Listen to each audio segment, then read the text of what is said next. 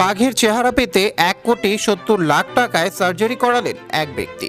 জানা যায়, বাঘের মতো চেহারা পেতে একবার বা দুইবার নয়, 14 বার মুখে অস্ত্রোপচার করান ওই ব্যক্তি। মানুষ হয়ে জন্তুর মতো অবয়ব পাওয়ার স্বপ্নবোধ হয় কম মানুষের মধ্যেই আছে। যে কোনো প্রাণীর প্রতি মানুষের ভালোবাসা থাকতেই পারে, তাই বলে কি আপনি তার মতো চেহারা পেতে চাইবেন? তাহলে মানুষ আর জন্তুর মধ্যে ফারাক কি থাকলো? তবে অবাক করা বিষয় হলেও সত্যি যে বাঘের মতো চেহারা পেতে তিনি খরচ করেছেন $2,00,000 বা 1,70,00,000 টাকা। একের পর এক প্লাস্টিক সার্জারি করে মুখের পরিবর্তন এনেছেন ওই ব্যক্তি। মুখে বাঘের মতো ডোরাকাটার দাগ এঁকেছেন ট্যাটুর মাধ্যমে। এছাড়াও দাঁতগুলো সূচালো করেছেন, ঠোঁট কেটেও বিকৃত করে বাঘের মতো দেখানোর চেষ্টা করেছেন তিনি। বলছি ডেনিস এভনারের কথা।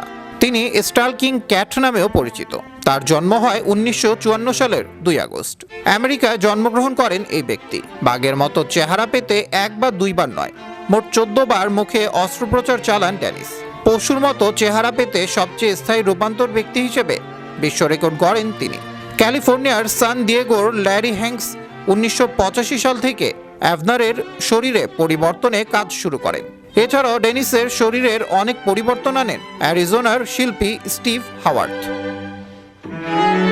ডেনিস তার মুখ ও শরীরে বাঘের মতো ডোরাকাটা ট্যাটু করেন। এরপর সার্জারির মাধ্যমে মুখের ইমপ্ল্যান্টে ভ্রু, কপাল ও তার নাকের আকৃতি পরিবর্তন করেন। এরপর তিনি সেপ্টাম স্থানান্তরের মাধ্যমে নাক চ্যাপ্টা করার সিদ্ধান্ত নেন।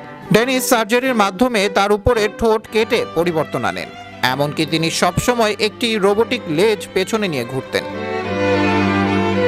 তার ভবিষ্যতের পরিবর্তন পরিকল্পনার মধ্যে ছিল তার মাথার উপরে ইমপ্ল্যান্ট করার পরিকল্পনা ও বাঘের মতো কান লাগানোর জন্য।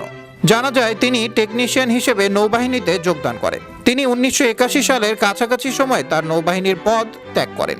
এরপর তিনি ক্যালিফোর্নিয়ার সান ডিয়েগোতে কম্পিউটার প্রোগ্রামার ও টেকনিশিয়ান হিসেবে কাজ শুরু করেন। তিনি বিখ্যাত television show Ripley's believe it or not অনুষ্ঠানে উপস্থিত হয়েছিলেন। 2012 সালের 5 নভেম্বরে ডেনিস এভনার 54 বছর বয়সে আত্মহত্যা করেন। নিজ বাড়ি থেকে তার মৃতদেহ উদ্ধার করা হয়, তবে তার মৃত্যুর কারণ এখনও জানা যায়নি।